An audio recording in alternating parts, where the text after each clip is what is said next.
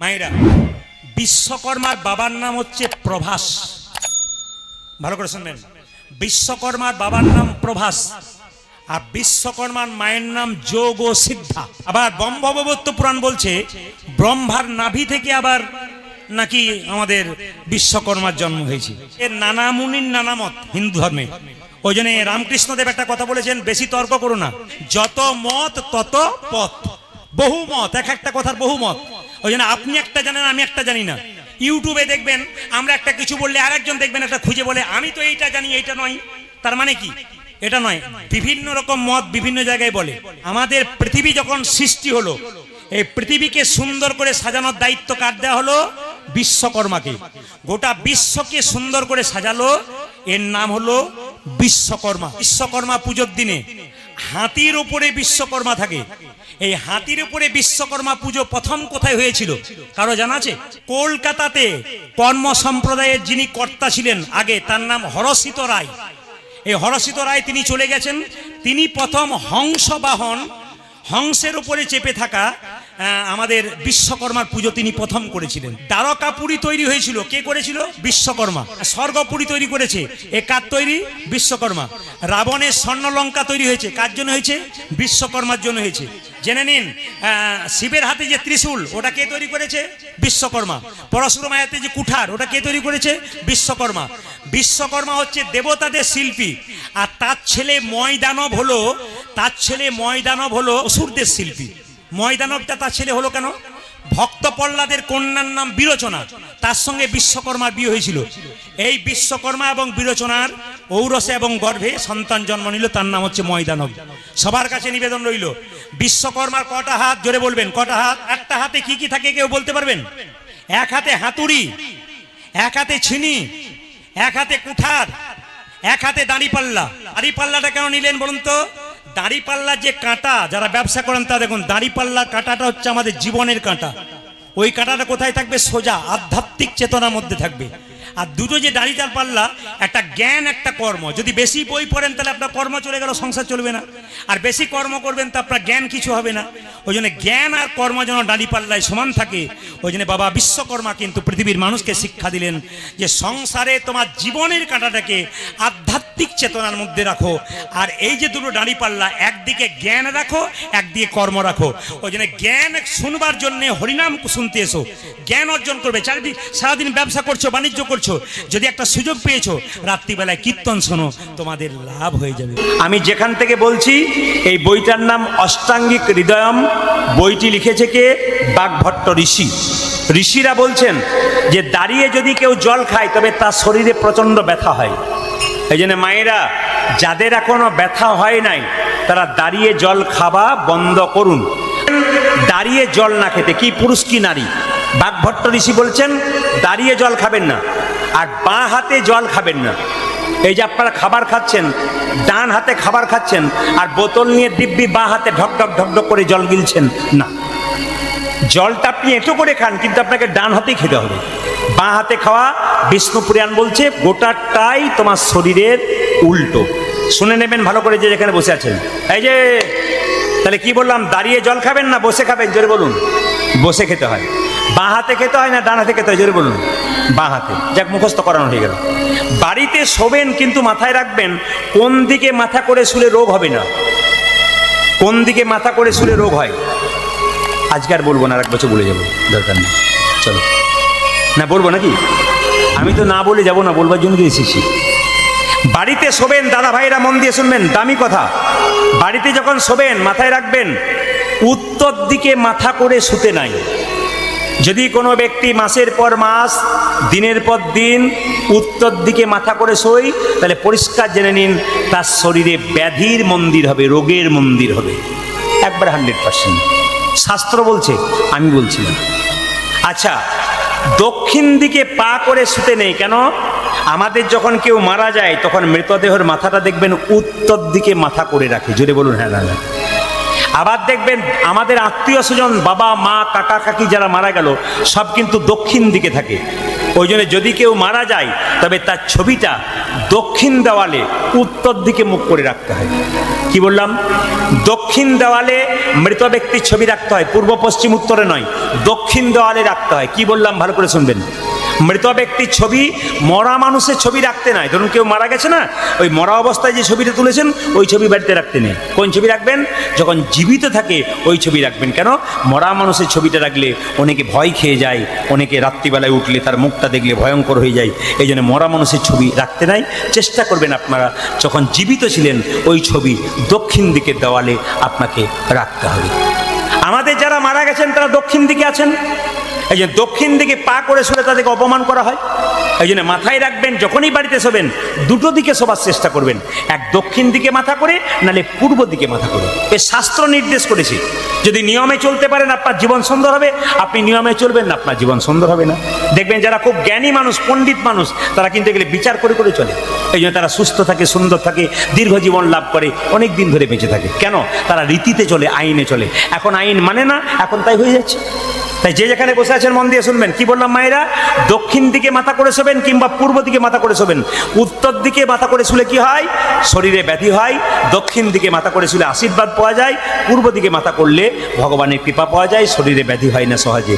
আর যদি পশ্চিম দিকে মাথা করে কেউ শুই তবে তার টেনশন দিনের পর দিন বৃদ্ধি হয়। একবার পরিষ্কার লেখা আছে। আর কি এইদিকে এইদিকে এইদিকে আর কি বললাম?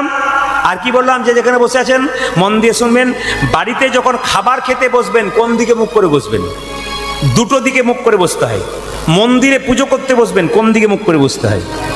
এত সোজা নয়। মন্দিরে পুজো করতে বসলে আপনাকে সবসময় পূর্ব দিকে মুখ করে কিংবা উত্তর দিকে মুখ করে বসতে হয়। আপনার ছেলে মেয়েকে বাড়িতে খেতে দেবেন, মাথায় রাখবেন পূর্ব দিকে মুখ করে কিংবা উত্তর দিকে মুখ করে। পূর্ব দিকে মুখ করে খেতে দিলে কি হয়? শাস্ত্র বলছে ছেলে পণ্ডিত হয়। আর যদি উত্তর দিকে মুখ করে কেউ খায় তবে ছেলের সিদ্ধি লাভ হয়, আপনারও সিদ্ধি লাভ হয়, আপনারও পাণ্ডিত্য লাভ হয় যদি আপনি এই কাজটা করতে পারেন। কি বললাম? পূর্ব দিকে মুখ করে খেতে হয় আর উত্তর দিকে মুখ করে শুতে হয়। উত্তর দিকে মুখ করে খেতে হয়, পূর্ব দিকে মুখ করে পুজো করতে হয়, উত্তর দিকে মুখ করে পুজো করতে হয়। এগুলো কিন্তু মাথায় রাখবেন, দেখবেন আপনাদের জীবন সুন্দর হবে।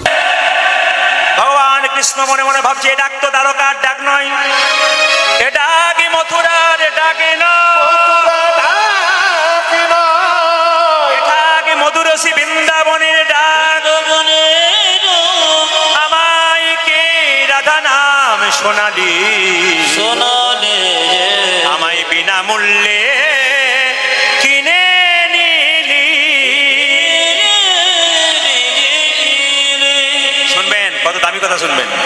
আচ্ছা মায়েরা, কৃষ্ণকে বৃন্দা আনতে গেছে, মাথায় কাপড়টা নিয়ে দাঁড়িয়ে আছে। কৃষ্ণ নেমে এসে জিজ্ঞেস করছে, বাহ বাহ, তুমি রাধা নাম করলে আমাকে বিনামূল্যে কিনে নিলে, তুমি কে গো? বৃন্দে পরিচয় দিচ্ছে না, মাথায় কাপড়টা ঢাকা দিয়েছে। বনে বাস করি নিরবধি, বনে বাস করি নিরবধি, মানে আমি বনে থাকি। আচ্ছা তুমি কোথা থেকে এসেছো? তখন বৃন্দে বলছে, কি জানি দেশেতে, কি জানি গ্রাম, কি জানি রাজার, কি জানি নাম, কি জানি হয়তো কাহারও দাসী, এখানে এসে সব ভুলে গেছি। যারা এখানে জ্ঞানীজন আছেন, কীর্তন শুনছেন, অনেক বয়স্ক বাবার আছেন, এই মাথুর লীলা কত কঠিন লীলা দেখুন, কত ছন্দগুলো কঠিন। কৃষ্ণ জিজ্ঞেস করছে কোথা থেকে এসছো? চিনতে পারলাম না। বৃন্দে বলছে, কি জানি দেশেতে, কি জানি গ্রাম, কি জানি রাজার, কি জানি নাম, কি জানি হয়তো কাহারও দাসী, এখানে এসে সব ভুলে গেছি। আমি কোথা থেকে এলাম, কোথাকার রাজা জায়গায় থাকি, আমার কি নাম সব ভুলে গেলাম এখানে। মানে কৃষ্ণকে ধাক্কা দিচ্ছে কেমন। কৃষ্ণ বলছে, এক স্থান থেকে কেউ যদি যায় অন্য স্থানে, পূর্বের কথা কি তার নাহি থাকে মনে? এক জায়গা থেকে অন্য জায়গায় গেলে তার আগের কথা মনে থাকবে না? আমি আজকে বাড়ি থেকে এসেছি, বীরভূম, আমার বাড়ি থেকে। এখন একবার জিজ্ঞেস করে, প্রদীপ কোথা থেকে এলেন?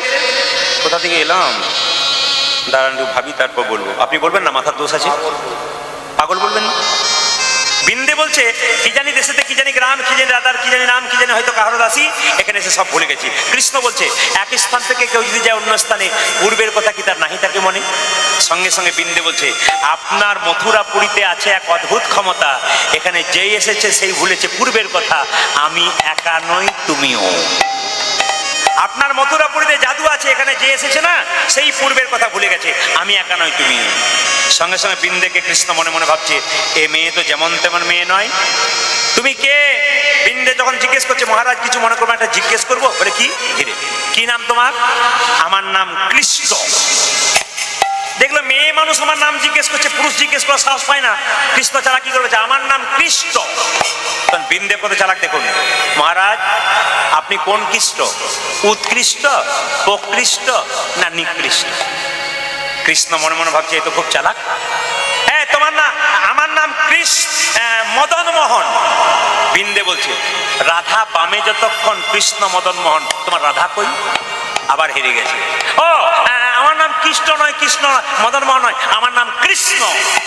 বলছে কৃষ্ণ তো জগতের সব জায়গায় থাকে, এখানে নেই কেন? জিজ্ঞেস করছে তুমি কে? বিন্দে বলছে আমায় চিনতে পারবে না, ভিখারিনী বেশে থাকি, চিনিবে কি হে বাঁকা শ্যাম? ভিখারিনী বেশে বেশে থাকি, চিনবে কি হে বাঁকা শ্যাম? ভিখারিনীর বেশে থাকি, চিনবে কি হে বাঁকা শ্যাম? ওই আমি ভিখা দিলে বেঁচে থাকি, চিনবে কি হে বাঁকা শ্যাম? মনে পড়াবো? পড়ে কিনা পড়ে মনে মধুরসী বৃন্দাবন। আরে পরে কিনা পরে মনে মধুরসী বৃন্দাবন। পড়ে কিনা পড়ে মনে মধুরসী বৃন্দাবনে। পড়ে কিনা পরে মনে মধুর বৃন্দাবনে।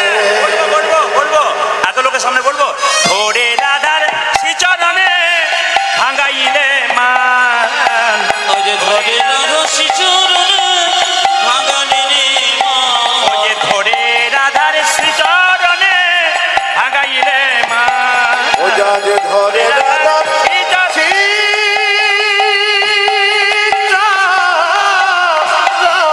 বাবা বাবা ভাগাইলে মা। পরে কিনা পরে মনে মধুরসী বৃন্দাবনে।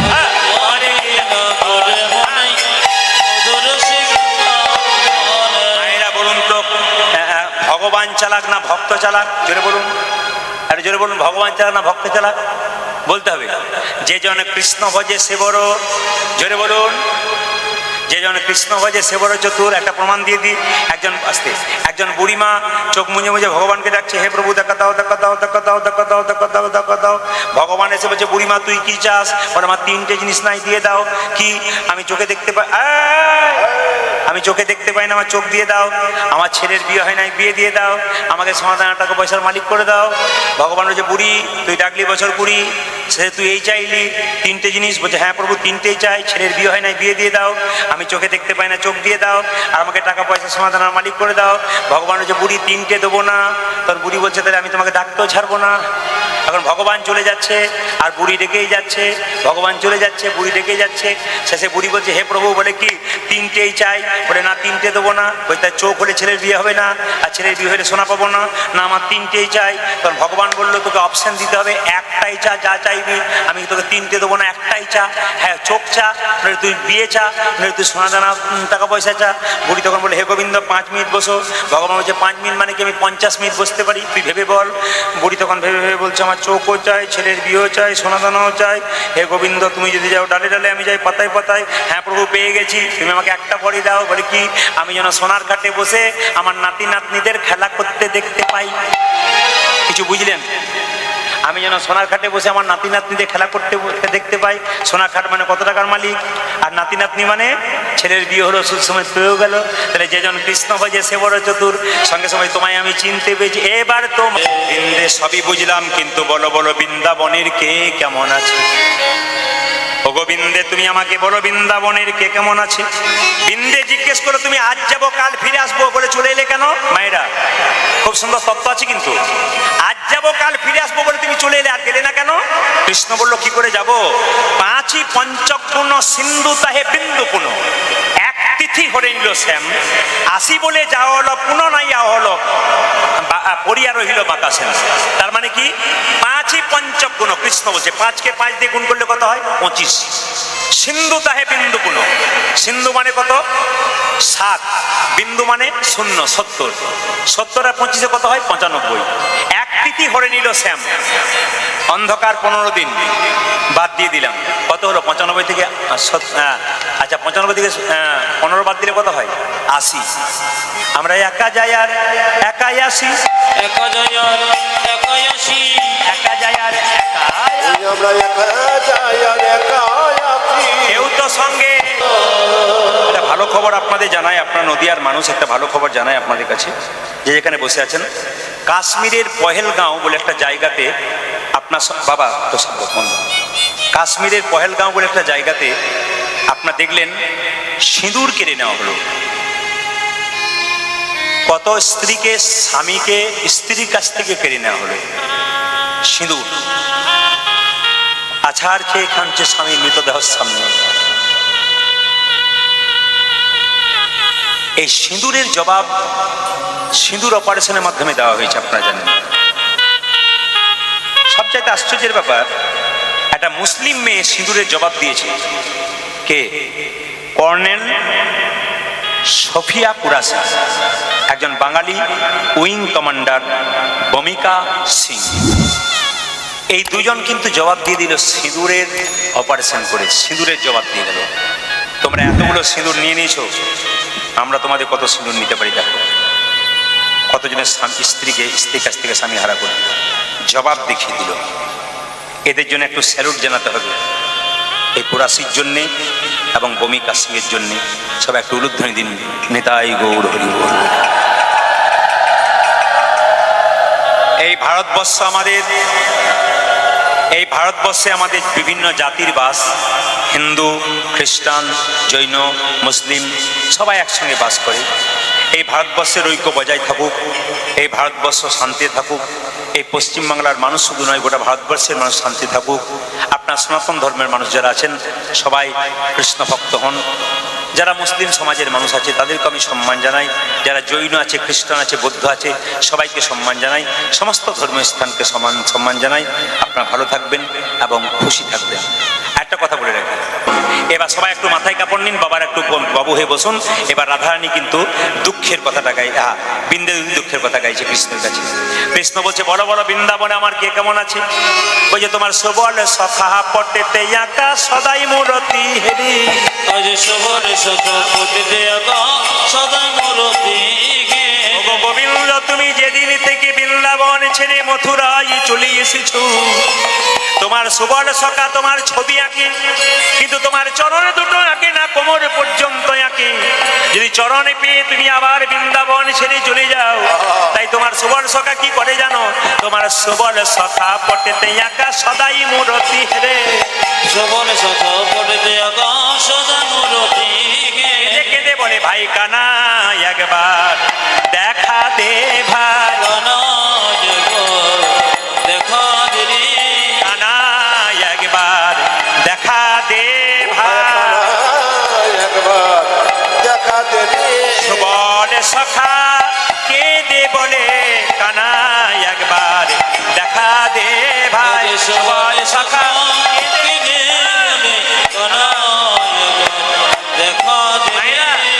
বলছে, বলো বলো আমার বৃন্দাবনের নন্দ রাজা কেমন আছে?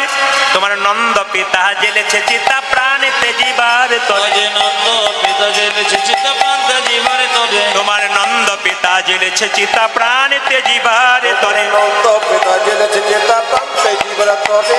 তোমার নন্দ পিতা চিতা জ্বালিয়ে বসে আছে আর কেঁদে কেঁদে বলছে, আমার মুখে আগুন দিয়ে যা গোপাল, মুখে দিয়ে যা গোপাল। আমার মুখে আগুন দিয়ে যা গোপাল। মুখে আগুন দিয়ে যা গোপাল। নন্দ পিতা কেঁদে বলে, মুখে আগুন দিয়ে যা গোপাল। নন্দ পিতা কেঁদে বলে মুখে আগুন দিয়ে যা গোপাল। আমার মা নন্দরানী কেমন আছে? নন্দরানী লয়ে নবনী ফিরছে দারে দারে। নন্দরানী লয়ে নবনী ফিরছে দারে দারে। ওই যে নন্দরানী লয়ে নবনী ফিরছে দারে দারে। নন্দরানী লয়ে নবনী ফিরছে দারে দারে। নন্দরানী নবনী নিয়ে কেঁদে কেঁদে বলছে, এই যে বলে, কানা একবার দেখা দে রে, আমি যুগল করে বাঁধব না রে আইন বনি, খেয়ে যা রে যুগল করে বাঁধিব না রে, আইন বনি খেয়ে যা রে, আমি যুগল করি বাঁধিব না রে, আইন বলি আমি যুগল করি বাঁধিব না রে, বাবা আমি আপনাদের কাছে একটা নিবেদন রাখি। তারকচন্দ্র মহাশয় চলে গেছেন, তিনি হচ্ছেন বাবা, বেঁচে আছে মা। আমি সবার কাছে নিবেদন রাখবো, আপনাদের বাড়িতে যাদের বাবা মা চলে গেছে তাদের বাবা মায়ের ছবিটা রাখবেন দক্ষিণ দেওয়ালে উত্তর দিকে মুখ করে, পারলে একটা করে ফুলের মালা দেবেন। আর যারা বাড়িতে আছেন যাদের বাবা মা মারা গেছে, অন্তত ঘর থেকে বেরোনোর সময় বাবা মাকে প্রণাম করে আমাদের আশীর্বাদ নিয়ে যাবেন। এটা কিন্তু বারবার রইল। যিনি তারকচন্দ্র মহাশয় চলে গেছেন, আমি তার মেয়েদেরকে বলবো আপনারা বাবার ছবিটা বাড়ি নিয়ে যান। শ্বশুরমশাইয়ের ছবি যেখানে আপনি টাঙিয়েছেন, শাশুড়ি মা যিনি চলে গেছেন ছবি টাঙিয়েছেন, তার পাশে ওনার ছবিটা টাঙান। সকালবেলায় ঘুম থেকে করে ভগবানকে প্রণাম করার সময় সময় ওনাদেরকেও প্রণাম করবেন। ভগবান কৃষ্ণ নিজের মুখে বলেছেন যে পিতা গুরু প্রথমে জনম যাহা হতে, দ্বিতীয় গুরু হলো মা। মাতা গুরু প্রথমে জনম যাহা হতে, পিতা গুরু তারপর। পিতা মাতা প্রথম গুরু, ওই জন্য পিতা মাকে প্রথম যে সম্মান দেয় কৃষ্ণের কৃপা সে পায়। তাই বলবো যার বাবা মা মারা গেছে অন্তত তাকে বলবো বাবা মায়ের ছবিটা টাঙানো থাকবে। কোথাও বেরোবেন আপনি প্রণাম করে বেরোবেন, আবার যখন ঘর ঢুকবেন একবার প্রণাম করে বেরোবেন, প্রণাম করবেন, কেন আশীর্বাদ ওনাদের নেবেন। একটা ছোট্ট কথা বলে যাই, বলছে গাছ যতই বয়স্ক হয়ে যাক সে ফল দিতে পারে না কিন্তু ছায়া তো দিতে পারে। কি বলছেন? গাছ যতই বয়স হয়ে যাক ফল দিতে পারে না কিন্তু ছায়া দিতে পারে। বাবা যতই বয়স হয়ে যাক রোজগার দিতে পারে না কিন্তু জ্ঞান তো দিতে পারে, আশীর্বাদ তো দিতে পারে, এটা করতে পারে। বাবা হলো বাড়ির ছাদ আর মা হলো কি বলুন তো বাড়ির খুঁটি। এই দুটো যেদিন চলে যাবে সেই দিন বুঝবেন বাড়ির সব জায়গায় আপন লোক চলে গেল। সবাই করজোরে বসুন। ভগবান শ্রীকৃষ্ণ কোনদিন বৃন্দাবনে ফিরে আসেনি, কিন্তু ভক্তের মনোবাসনা পূর্ণ করার জন্য পদকর্তা চণ্ডীদাস ঠাকুর মেলাচ্ছে। ভগবান এলেন, সবাইকে দেখা করলেন, রাধারানীকে দেখা করলেন, সমস্ত সখাদেরকে দেখা করলেন, মা বাবাকে দেখা করলেন, তারপর ছুটে এলেন কার কাছে? রাধারানীর কাছে। রাধারানী কেঁদে কেঁদে বলছে, ওগো বহুদিন পরে বধুয়া এলে, দেখা না হইতো পরাণে গেলে, বহুদিন দেখা না হইতো পরাণ গেলে, বহুদিন পরে বধুয়া এলে, দেখা না হইতো পরাণে গেলে, বহুদিন পরে বধুয়া এলে, দেখা না হইতো পরাণ গেলে, দেখা হতো না, দেখা হতো না, দেখা হতো না, দেখা হতো না, যে পরাণে গেলে আরে দেখা হতো না। বাবু হে বসুন, বাবু হে, দেখা হতো না, সবাই বাবু হয়ে করজোরে বসুন, সবাই বাবু হয়ে করজোরে বসুন। এই মিলনের সময়টাতে করজোরে বসতে হয়।